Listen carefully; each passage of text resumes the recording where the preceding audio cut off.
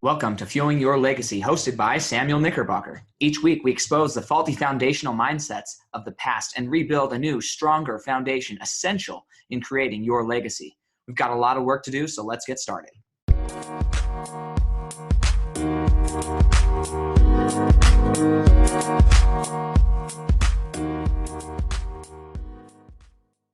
Welcome back to Fuel Your Legacy. We are excited to have Mr. Joe Dennis here. I'm just really excited about this whole week and talking about really how we can become better in our thoughts and the benefits of therapy, the benefits of really processing things and having somebody else go through that.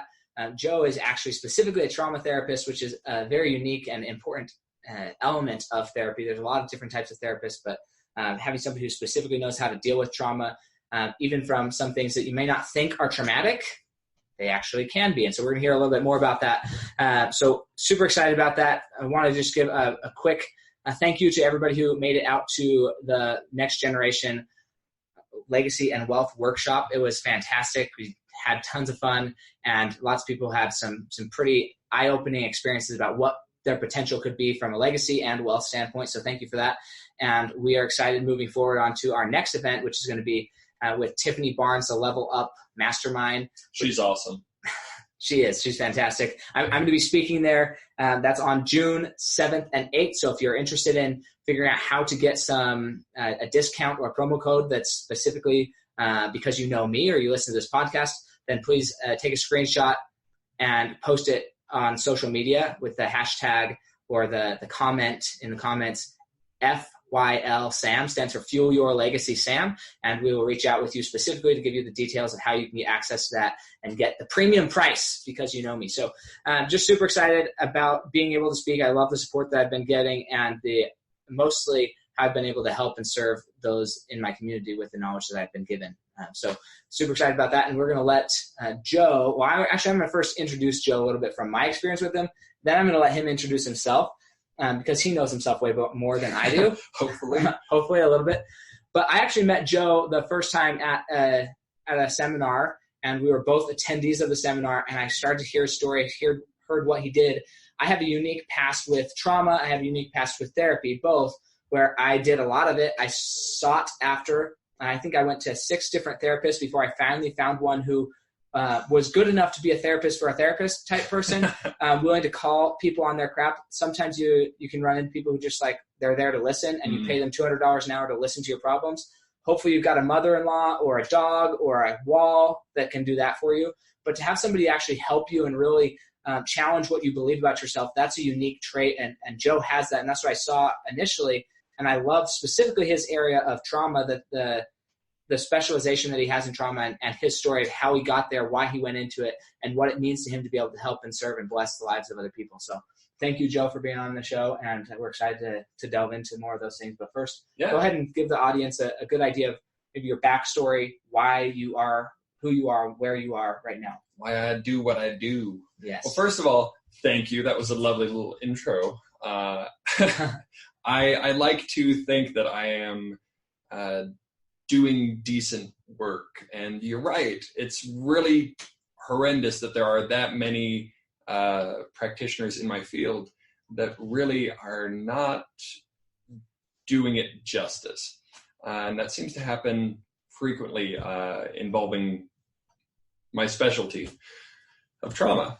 So as for my background,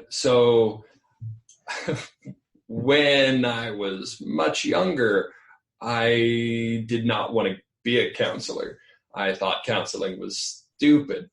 I thought that, you have friends, you have family, they can listen to your problems and they don't charge you. So sweet. Now, throughout my life, I was told that, you'd probably make a good therapist. And I'm like, good for you. That's a dumb statement, but okay. I wanted to be a doctor. Family practitioner, that was my goal. I went through specialized education, studied biotechnology, which I sucked at, by the way, but I studied it. I was in my bachelor's, and there were a series of different stressors that all kind of hit at the same time. Up to this point, I had, like on paper, things were very much together. Good relationships, good grades. I was involved with everything I could perform and speak and regurgitate information like a madman. And nobody knew that what was going on underneath all that was pure chaos. There was a class. It was actually a psychology class. And this is funny in a dark way, I suppose. In the middle of this class, we were talking about trauma and how that impacts the mind, the brain, development, etc. But it was just the discussion of trauma that was making panic just rise up into me. Like I could not breathe in the middle of this class. And I had this realization of even the discussion of trauma is doing something very problematic in me. I'm also really stubborn, so I didn't do anything about it. So yeah. Like most good therapists, that's how they all start out. Well, if I just read enough self-help books, if I go to various religious leaders, they'll fix it. They'll help me fix it. They didn't. They couldn't really. Yeah. It's not that they didn't. They did not have the ability to help the way I needed them to help. So, but like I said, didn't really do much to kind of combat the symptoms that were beginning to turn up. And I was having what I now know are flashbacks at night, could not sleep. I had insomnia, panic attacks, the full buffet of trauma symptoms I experienced in one way or another. And after a brief but very intense suicidal episode, I had the realization of, okay, I can't do it. I ended up calling it my hell no moment, where it was either more of this suckiness, more of this deep, heavy trauma, or moving forward. So swallowed my ego, swallowed that stubbornness, and reached out. I got some recommendations. The woman that I ended up doing work with helped me kind of scramble my brain. Her approach was very what's called existential, which I'm sure we'll get more into. But it's not the fluff. It's not the how does that make you feel, and at the same time, it's not the what's called behavioral, where it's strictly we're looking at habits. It was this very heavy middle ground that's very confrontational. It looks at what are you doing, what are you thinking, how are you embodying that, and what do you actually want to do about it? Do you want to do anything about it? Mm-hmm. It's like getting backhanded therapeutically, if that makes sense. Yeah, exactly. Needless to say, that's the approach that I ended up taking on the most from. After that, switched my major minor. I left the medical side, went to psychological, finished my bachelor's in psych, did my master's in clinical mental health counseling, and got my full license. So after that, a lot of specialty trainings, certifications, etc. Not to mention lots and lots of study within meditation, mindfulness, and the like, just in my free time. Yeah, that's incredible. I think it's, for me, it's an interesting story to hear, and it was interesting the first time I heard it. It's always interesting every time I hear it, because I see so much of myself in in that story, and that's not to appropriate your experience at all, but I think that there's aspects of life that we all have and we all go through at different points in our life where maybe it's not suicidal urges, but there's a point where we recognize, or hopefully we recognize, sometimes they don't recognize it, but recognize there's a conversation happening around us that we, inside of us, our instinct is to flee from the conversation. Our instinct is anxiety, our instinct, and we don't know why that is. And choosing to go into that darkness and choosing to say, okay, let's chase this down. Why does this conversation make me feel uncomfortable? Yeah. That's a scary thing. And when I made a joke earlier and said I had to find a therapist for a therapist, this like dark middle ground, that's really what we need, because we're so, our ego really gets in the way of like, I already know all this stuff. Why are you asking me questions? But right. I know what questions you're going to ask before you ask it. And so I'm going to tell you what I want to tell you so that you don't get to ask it. Right. Yes. Like, growing up in my life, I was raised by a narcissistic mother, which is fine. But like for survival, you had to learn how to disseminate information that was going to give you the best chance of survival. Totally. And so you become a master manipulator, which ultimately becomes detrimental to your own peace. Forget everybody else. Don't worry about anybody else. But for your own peace, being a master manipulator leaves you very empty and soulless, in my experience. And so I've lived a similar thing, and I think I love that you went right into it. It's sad that it took a near death or a near suicidal experience. So but how many people? I mean, now you work in the field. You're coaching people. How many people have walked that same path before they sit down with you? Do you feel like? I feel like a lot of my clients are smarter than I am. I just mean, I definitely did it a hard way. I had to kind of realize that I had fully lost control to realize that I needed to turn. I needed to pivot and get help. That is, I wouldn't say that degree of face plant into brick wall is common. But that moment of realization that things are not working, I actually look for that when I'm talking with possible clients, or whether I'm referring people out. If someone hasn't gone through that sort of face plant moment, their motivation's going to be lacking. And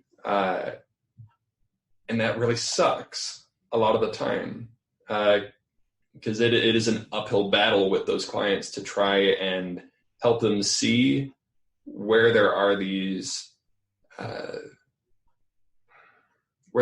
holes in their life. We get really good at denying, but at denying that there's problems, denying that there's areas that just are not functioning well. And sometimes it takes a little bit of faceplant to do that. Yeah. That's so crazy. My heart goes out to anybody who ever has struggled with that, just because I've been in my own version of that. I've had to experience that, and it's hard to watch other people, experience it. It's hard to watch them in kind of what you just described, like the precursor to experiencing the faceplant. Absolutely. Because it's something that you can't tell them. You could even tell them that they're going to experience. You could draw it out. You could tell them the day and the time and everything, and they will fight you on it. And it's just like, for me at least, because I see this all the time in the financial world. It's like, look, this is where you're headed. No, I'm better than this. I'm like, hey, look, I would not tell you this directly if I didn't love and care about you. Yep. I'm being this direct because I love you, but this is where you're headed. And honestly, I can't help you. So no, you can't be my client, but that pains me, not because I'm not going to make money or I'm not going to whatever, but because like I literally can't help you right now. And that's a hard place. For me, it's a hard place to be in. Yeah. Painful. It's you kind of alluded to this earlier. It's you want to help, you want to be there, you want to give them this prize of health. And if they don't want to accept it, then it's going to go nowhere. Yeah. Yeah. It's an interesting thing. So when would you say that you decided and shifted your focus to more like legacy or living a life of meaning, something that you actually are passionate about and your soul lights your heart on fire and you're ready to go and make this your life's mission, regardless of income, regardless of how it turns out, you're just going to go and serve in this capacity. When did you first start to think about, hey, this is what I could do for my life? Consciously. Would be the be the nice little caveat. Yeah, there you go. Because I would like to think that that's naturally what we do, but we may not realize that we are doing so. So that said, when did I start thinking about legacy? It was actually, I would say it was probably maybe in my internship practicum area. I noticed a pattern within my clients that especially, it seemed to be more prevalent with men, that there would be a lack of a sense of purpose. There was no reason to continue. Mm-hmm. I was working a lot with addiction at the time.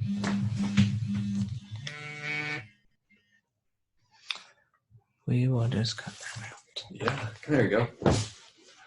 Forgot to turn off all of them. So at the time I was working with a lot of folks in addiction, and there wasn't much reason to stay sober. They had no purpose. So I started reading articles because that's what I do. I'm a nerd. So I started reading articles and theory and philosophy on purpose. And that concept of legacy really is the sort of the longing of this drive of purpose. We all want purpose, but what that means is that we leave something behind. Mm-hmm. Not just that we go out and like have the world's greatest hamburger, but that we pass on the story of having the world's greatest hamburger. Right. As absurd as that is. Now I want a hamburger. It's not McDonald's, friend. No, I don't. McDonald's. I don't think so. Maybe in the right context, but not this one. Yeah. So yeah, I would say that first was popping up in my internship. Actually, so that's when I found this. Maybe it was in my bachelor's. I found this quote by Patch Adams. He said that clowns and doctors are alike in that both seek to elevate possibility and decrease suffering. And that just sort of resonated. That was like the great big gong strike. And that really came to fruition as I read about and studied purpose later on. Interestingly, it seems like when folks go through more dramatic instances of trauma, it sort of fractures our sense of purpose because part of us is still stuck in a past wounded state. So there's no way to build up and create that future legacy, that future purpose. So you have to do the past healing so that you can redevelop that identity and that purpose. That's a beautiful way of putting that. I wholeheartedly agree. I've never heard it put that way. I'm curious down that line, because what I'm hearing is that there's going to be parts of you that you have to ditch or get rid of. So my question, and I've been asked this over the last few weeks a lot, and I'm like, I don't know how to I know how I would explain it, but I'm curious how you'd explain it, because some people they'll recognize that there's a separation. They'll recognize that there's a separation between what they need to get rid of and they'll say what they need to get rid of. Sure. Let's not talk about healing yet. Sure. And where they want to go. And then they try and just go. Yeah. And part of them is saying like, well, I've healed from this. It doesn't affect me anymore. It doesn't hurt me, right? I'm not emotionally attached to it. And in my mind, it's almost more damaging from a psychological perspective. It's more damaging for them not to be emotionally charged by it than to have emotion connect to it, because apathy is like the biggest enemy of healing. In my mind. I can totally see that. And so I'm like, how do you, they asked me this, how do you not care, like almost feel apathetic, but also use this experience that it's your experience, and in my opinion, that's a gift. for you, how do you then use that to propel yourself into your greater purpose in the future? So right. I'm curious how you would define that or separate that. So let me point this out. This is a huge statement that people frequently get wrong when it comes to trauma specifically. Actually, let me back up. So trauma. Okay. let me define this for you. It is an event or even series of events of the past that are severe enough, they're dramatic enough that they overwhelm your ability to cope. They overwhelm your ability to grieve. And so it causes a traumatic reaction. What that looks like in your brain is that a survival switch gets turned on. And that survival switch does not go off. It gets sort of stuck. So this can be any number of things. In my field, we call it big T or little t. It's a sort of the typical traumatic event that we think of being on the battlefield, a major car accident, cases of abuse, assault. Those tend to be big T. But little t highly depends on the individual. That can be, it can be moving. It can be divorce. It can be getting picked on at school, or just a singular event where you weren't picked for kickball or what have you. So all of those can create a traumatic reaction that we get stuck in. So it is not the event itself that creates trauma. Let me say that again. It is not the event that creates trauma. It is the belief around the event. So as like a 5-year-old, if you go through something horrific, you have no ability to process that. You have no language to compute that. You have no way to create an in-depth thought around that experience. So you create a belief around safety. And usually, thanks to 5-year-old brain, it's very overgeneralized. Something like, all men are unsafe. All cars are unsafe. The world is going to manipulate me. This is really easy to see in money. Very easy to see in money. You get scarcity mentality and you get abundance mentality, and both of those can be unhealthy. You can just toss money out all over the place because, money will come back, but you've tossed out too much. That chances are that's going to be coming from childhood. You're going to have either someone that clung too tightly onto money, and so you get this trauma-based belief of, okay, if I cling to money too tightly, dangerous things will happen, so get rid of it. Or you have the flip side. Maybe someone's too frivolous with money, and so you hold on to it because you're going to run out of it. And so either way, you are frantically relating to money. Mm-hmm. Yeah, it's interesting. I see it all the time. I just did a Facebook Live today. I just reread Man's Search for Meaning. Oh, yeah. By Viktor Frankl. And I was writing a post about it, and I don't know if I got this out of the book. I listen to books on like 2.5 speed. So I totally get it. So sometimes I'm like, did he say this? Was this my own thought, or was it like, oh yeah, somebody else's thought? Yeah. But I love this idea that I got out of the book this time. I've never got it out of the book this time before, but this time I did. And the question is not, what is the meaning of life? Mm-hmm. Right? We all hear that question. Why is there suffering? Why do bad things happen to good people? Whatever. It's not what is the meaning of life, but rather, what is the meaning in life? Mm. Like, what meaning are we giving life? And that goes back to like your belief or the story or like the actual facts of the event. Yeah.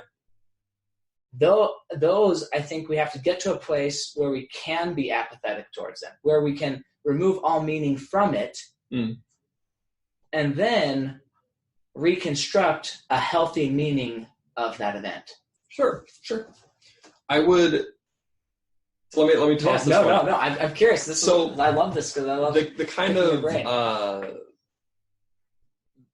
the thought that goes along with apathy is that So not only is it I don't care, the literal meaning of apathy, and it doesn't matter. So there's truth and there's falsity in that. The phrasing that I like to use is objective. Frequently, you'll see this on like every meme on every coach's page ever. And I shouldn't just pick on coaches. Therapists are totally in the same boat on this one. Various things about creating a positivity bias. Be positive about life. Focus on only positive. That is so dumb. Don't get me wrong. There are immense benefits to noting positivity, to focusing on moments of gratitude. Yes, that is evidence-based, but you cannot create what they call a positivity bias. That is impossible. You would die. So positivity bias is if you're given, let's say I give you 2 bad things and 2 good things. Positivity bias is that you naturally forget the bad things and you remember those good things. That doesn't happen. What happens is negativity bias, because that keeps you alive.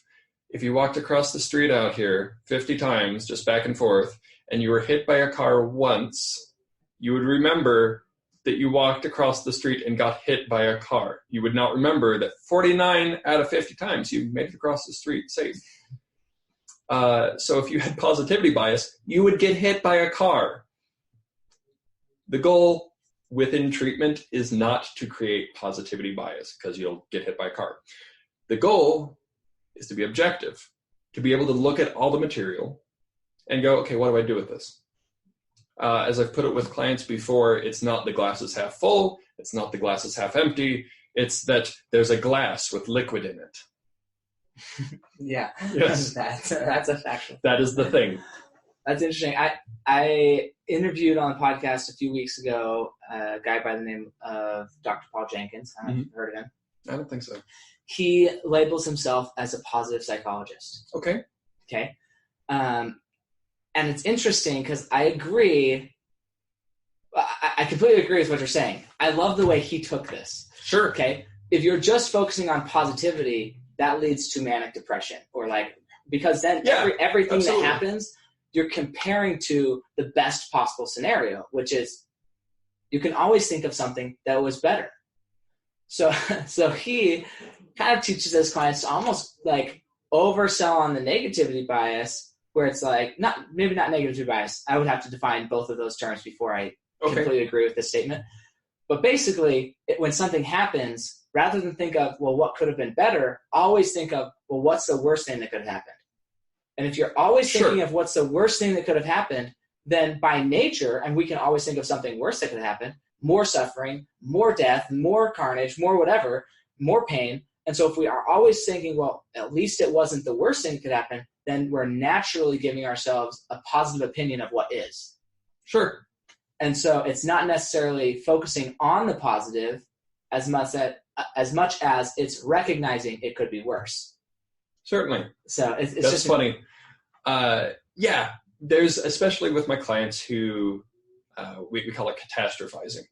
So they take the worst case scenario and they just keep rolling with it. Yeah. It's this one bad thing happens, and so this other thing's going to happen because of this other thing, and it cascades. Mm-hmm. Catastrophizing.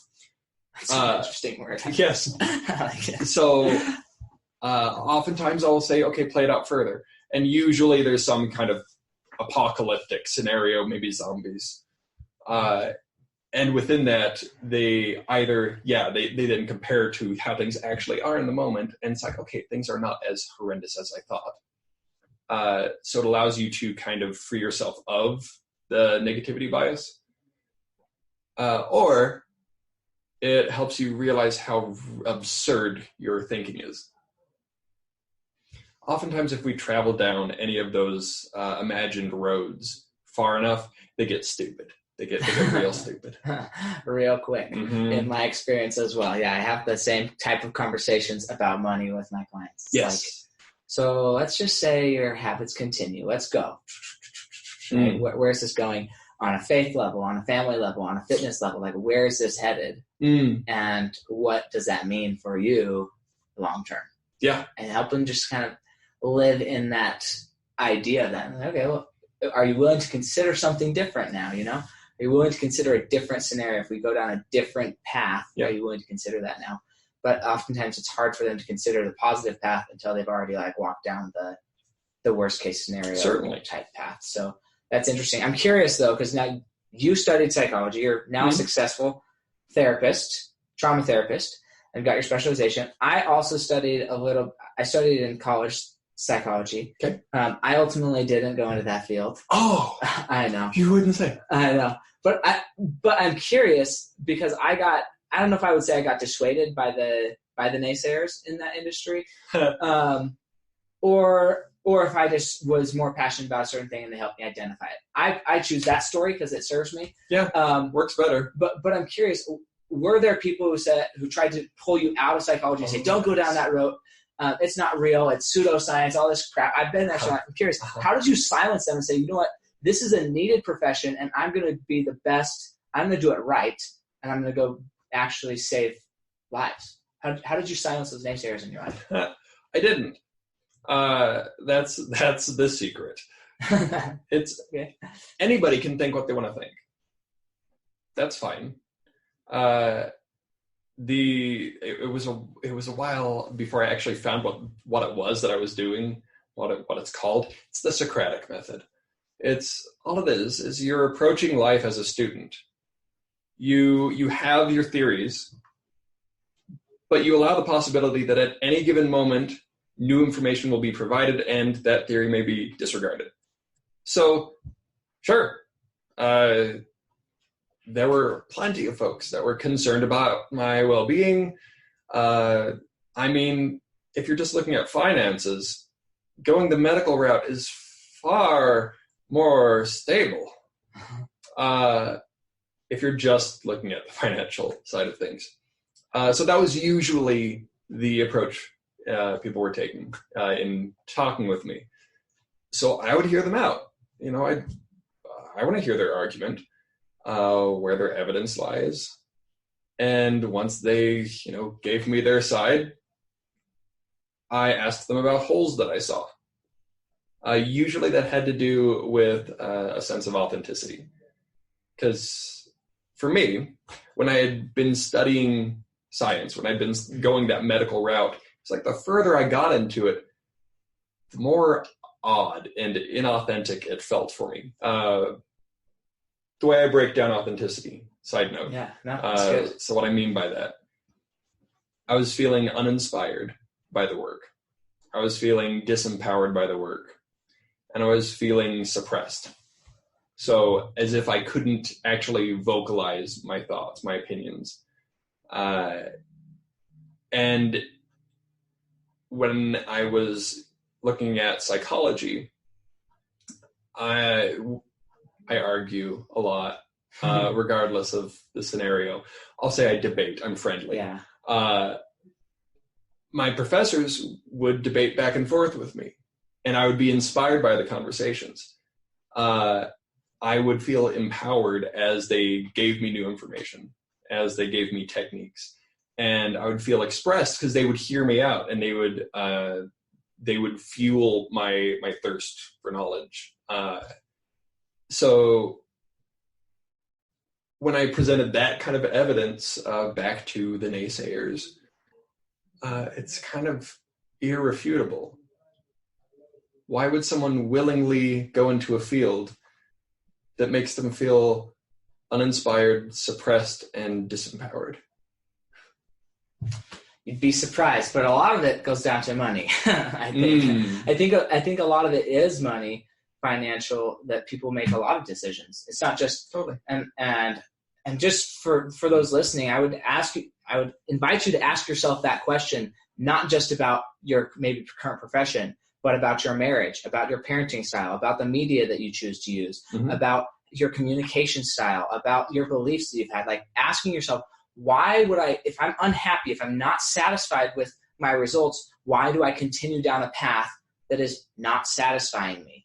And what can be done about it? Like what's another path that might satisfy me more? My belief is that there's something out there, there's something inside of you that will give you the same reaction or the same light that Joe found in psychology. And it may not be psychology for you. It may be the exact opposite in the medical field. Absolutely. And that's okay. Totally. But what... We need doctors, please. Yes. Amen. But really think about that. What lights my heart on fire? Why am I, and for me, because I was going down the psychology route, what I ultimately found in the research, what I ultimately found was what I was most passionate about is helping people understand money. And by doing so, it does eliminate a lot of psychological issues. It doesn't take them all away. There's problems in every socioeconomic class, and there always will be. But a lot of the things that I think, man, this is where most of psychologists' time is spent, or therapists' time is spent. If we eliminated the fear or the concern of finance, so many things would just evaporate. And so for me, I didn't give up my passion. I would say I narrowed down my passion and got clear on how I actually wanted to impact people. Yeah. And I felt that I could have a greater impact in the field that I'm currently in than I would as a therapist. There you go. And that was just my deduction. That was my thought. And so that's where I am. But I think it's important to recognize and sometimes it takes a coach, right? Sometimes it takes somebody inviting you to really experience, take this down the path. And I thought my worst, hated but favorite psychology teacher, that's what she made me do for an assignment. She's like, Sam, you need to go interview all of these different psychologist fields, interview your future, and see if that's really where you want to be. That's wise. And if you're going to do this, then are you really ready to die on the side of this mountain of psychology and plant your flag here, or are you really passionate about something else? And I'm so grateful that she did. She was literally the hardest, only B I think I ever had in college was in that class, hardest instructor that I ever had.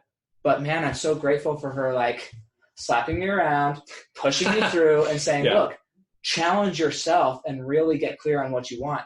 And I think people aren't instructed or even invited to do that enough in our society. So I'd invite you, if you're listening to this, push pause, whatever, and take a minute and think about, what is it that I want to do, and why would I continue down a path that makes me unhappy? Absolutely. So fascinating. I'm glad you brought that up. That's fantastic. So I'm curious, because finances is an important thing.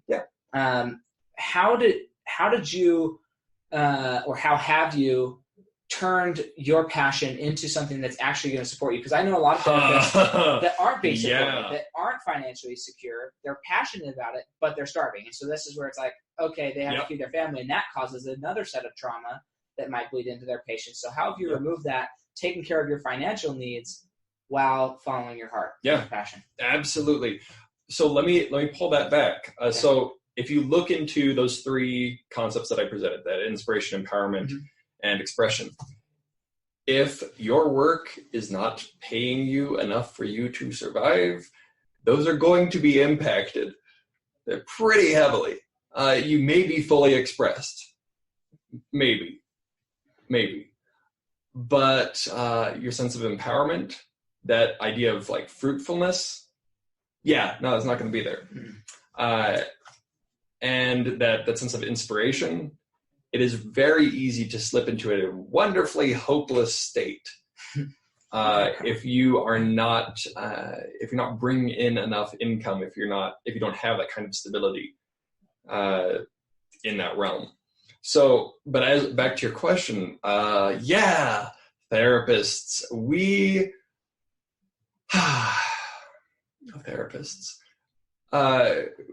have terrible time keeping boundaries, which is kind of hilarious for the field that we are in. What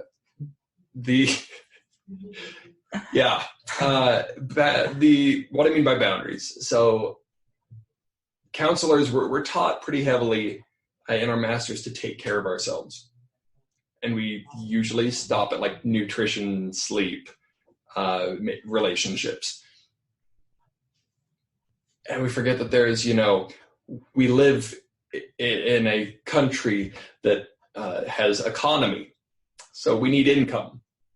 The average therapist in Utah makes, last time I checked, It was between $35,000 to $40,000, which is why my master's degree is usually marked one of the worst ones to get because of that financial piece. So let me just say this.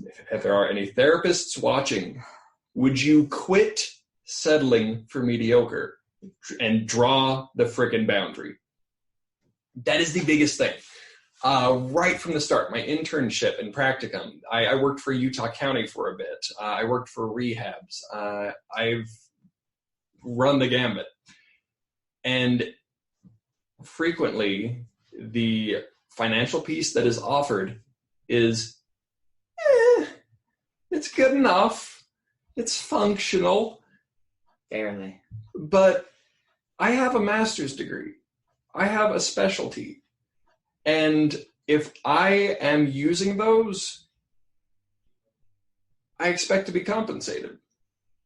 That piece alone. If I am not stable, I'm going to be worthless for my clients. If I'm freaking out about how am I going to pay for my mortgage, and then I come to and I'm in the middle of a session, yeah, that's going to be pretty worthless therapy. So not only are those individuals, not just therapists, individuals who are limiting themselves and settling for especially when it comes to income, if they're settling, they are not only going to be harming themselves and limiting themselves, they're going to be harming and limiting their family, their community, those they interact with. It is a crucial thing to quit settling. Yeah. Cannot stress that enough. It's such an interesting thing, learning to charge for, and this is something that I've seen not just in the therapy world, but it's interesting because when you end up becoming passionate about something and so good about something and wanting to express and all these things, this is truly something you want to give away for free, almost. Like, you just love helping people. You love the change that can happen in somebody's life. You love seeing the penny drop when somebody gets it. Yeah. And so it's so tempting when you're just even having a conversation with somebody. Oh, I'll just help them really quick. Like, I'll just have an hour-long conversation with them and I'll help them. But if you're not setting the boundary and saying, look, for that type of service, I'm willing to be your friend. I'm willing to love you. I'm willing to care about you. But like, for the service of helping you move forward psychology, especially psychology, because it's just such a conversation thing that you normally do with your friends. And so your friend might call you and just like, well, how would you think about this? And want to just steal. You have to think about it like they're stealing from you. If you own a grocery store and your friend's like, hey, can I just borrow a gallon of milk? You're like, no, I can't even borrow a gallon of milk from myself. Like, I have to pay the store if I want to take a gallon of milk home. You need to pay the store if you're going to take a gallon of milk home, right? It makes so much more sense in a tangible economy. When you're dealing with intellectual property economy, it's something that you must set boundaries and say, okay, this is what I charge for an hour of my time. I'm not going to, I may listen to you, maybe, but I'm not on the clock. I don't want to listen to all your crap right now. I love you. I care about you, but I'm not getting paid to do this right now. So let's go bowling. Let's go watch a movie, something. Let's go do something. But like, if you want to talk about your psychological problems, then pay me for it and demand that respect. And if they're unwilling to, they're probably not that great of friends, if they're friends or family. Yeah. The way I've handled it in the past, when it's popped up, this is a big ethical thing. If a friend is actually requesting psychological advice from me, that's a big ethical no. I can lose my license if I do that. So the that's a nice little pivot is, I got a buddy, you can see him. I'm too entrenched in this to give you valid insight. So I don't. I give him the number, but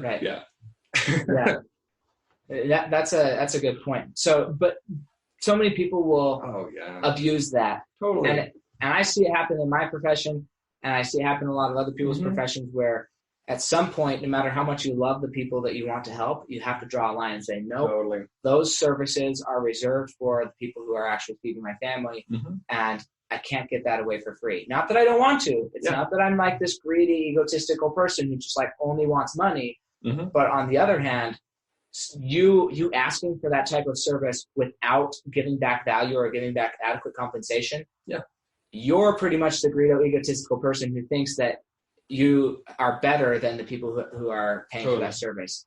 And it's just not right. So Colin, whoever identifies in that scenario in your life, and that you might not be doing that in certain areas, but might be doing it in other areas. Just check yourself. That's just like the greatest thing I can be, because it's so important to make sure that you're doing things properly. It can, this realm, my realm, can really easily slip into like the evils of money, which is this.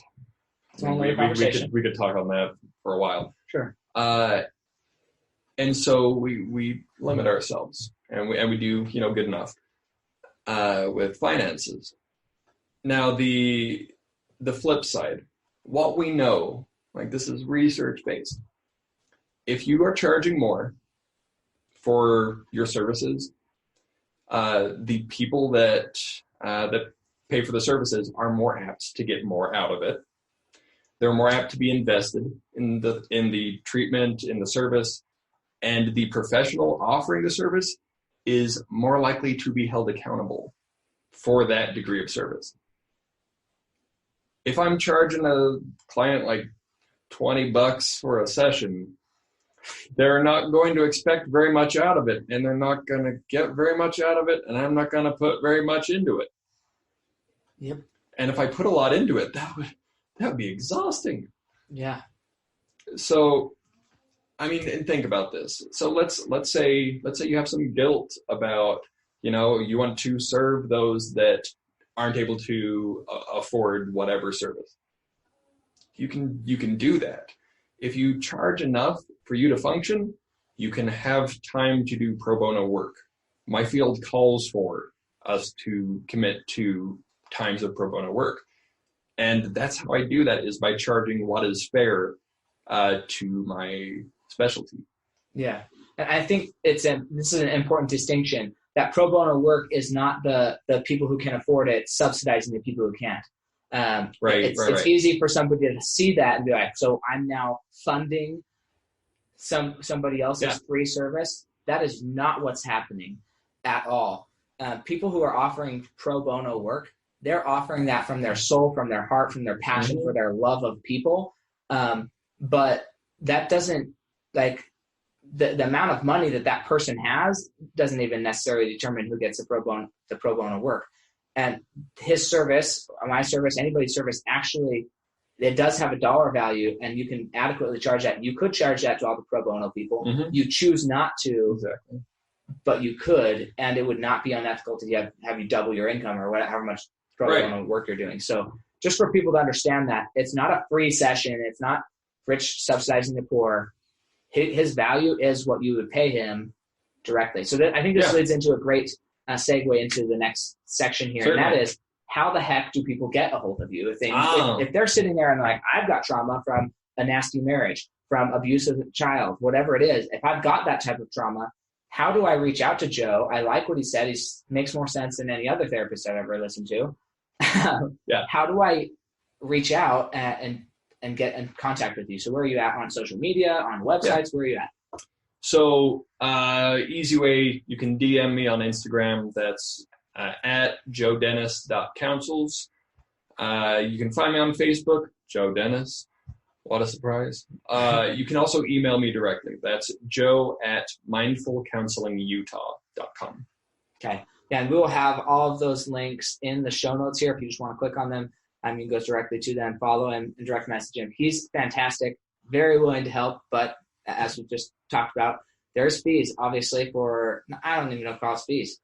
It's you investing in yourself. Yeah. That's the reality. Like, people don't get that, but it really is you investing in yourself and saying, hey, I'm worth this much, and this is the type of experience I want out of it. Yeah. And so this is what I'm willing to pay for. So go check that out. Now we're going to go two questions, or not questions, but two sections left. I love the next part. It's called Legacy on Rapid Fire. So just so we understand the game rules here. I know I need to bring out like a paintball gun or something, right? No, I'm just kidding. No. What interview is this? Oh, well, you would be shooting the paintball and shooting. We would find a way. We'd find a way to make it happen. No, but basically, these are designed to be like one word to one sentence answers. Got it. So not a lot of elaboration, but just legacy on rapid fire. So here we go. What do you feel like is holding you back from reaching the next level in your legacy today? Time. Okay. And what do you believe is the hardest thing you've ever accomplished? Therapy. Therapy. Going through therapy. Yes. Okay. And what do you feel like is your greatest success that you've experienced to this point in your life? This may sound a little fluffy. My marriage. No, that's awesome. Yeah. There's a lot of people who listen to this who their marriage is probably on the hardest thing they've ever done, or failed at, than on the greatest thing of your success. So that's cool. That could be an entirely other. That could be a whole nother episode. Check out my Instagram. Yeah. His wife is on there. Awesome. His wife is awesome, and his Instagram is one of the most colorful Instagram pages you'll ever see. I try. And I love that about his Instagram page. Him and his wife both. Okay, so what would you say is your secret that contributes most to your success? Either habit, mindset, or behavior. Got it.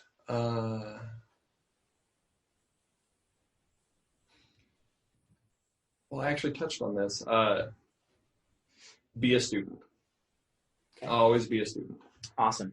And then what, in line of being a student, what 2 or 3 books would you recommend would either help people help the Fuel Your Legacy audience either gain more understanding of what you do and your specific type of trauma therapy, or just maybe has had the greatest impact on your life and to benefit them? Well, okay, so the 2 books I have every single client read. It's you read one of them, so Man's Search for Meaning, as well as The Tao of Pooh. It's spelled Tao of Pooh. That one describes concepts of Taoist philosophy through Winnie the Pooh. It's very readable. I'm not saying that everybody needs to go out and be Taoist.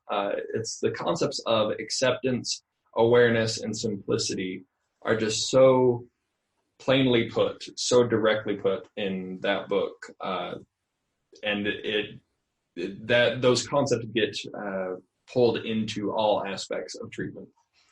As for Man's Search for Meaning, I mean, goodness, that is the story of a man going through horrendous trauma and making beautiful, amazing meaning from it, and using that to propel him forward as opposed to anchor him downward.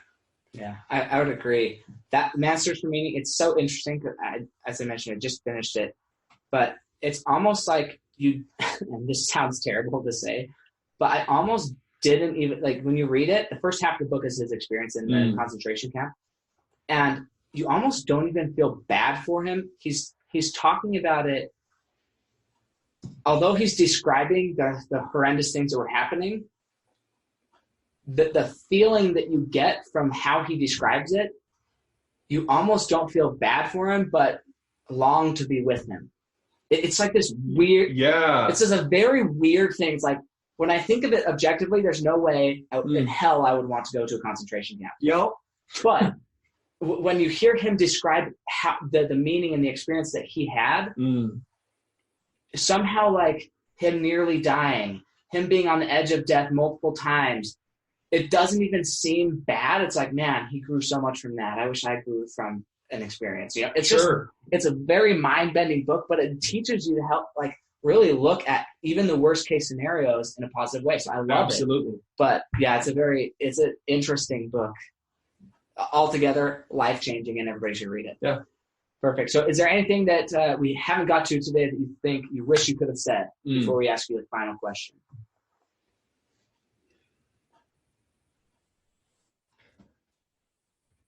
No. I think you covered it pretty swimmingly. Awesome. So here's the final question, my favorite part of the whole entire show. Okay.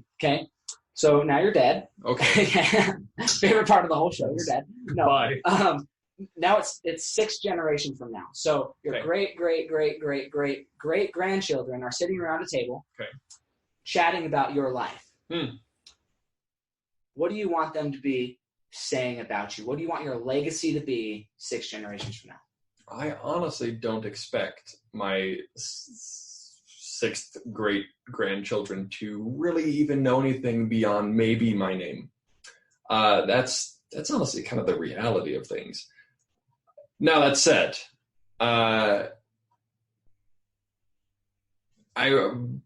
they could talk about me if they want.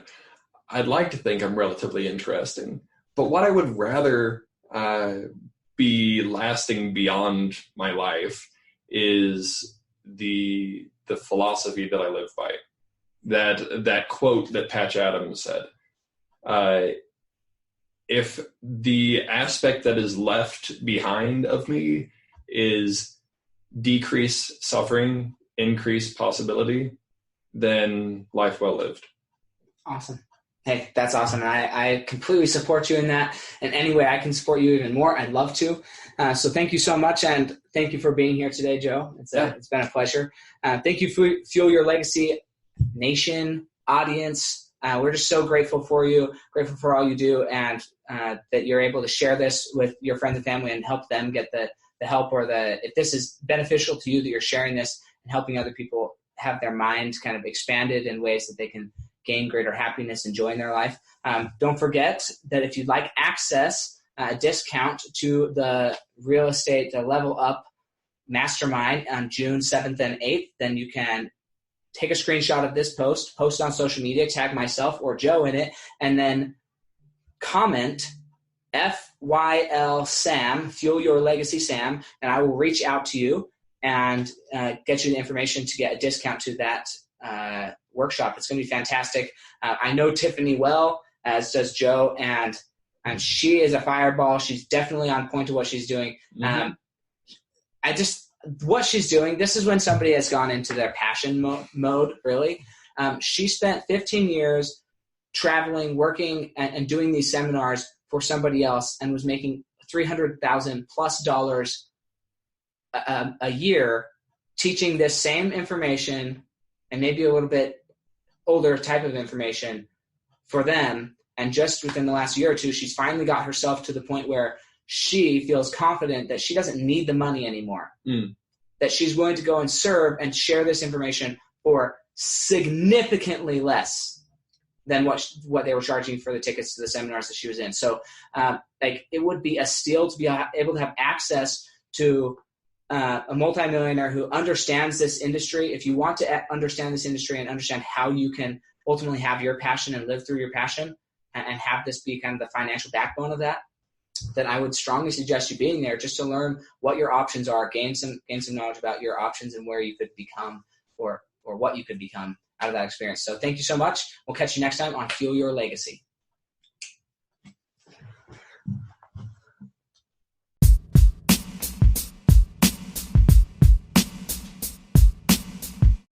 Thanks for joining us today. If what you heard resonated with you, please like, comment, and share on social media. Tag me so I can give you a shout out on the next episode. And thanks to all those who have left a review. It helps spread the message of what it really takes to build a legacy that lasts. Catch you next time on Fueling Your Legacy.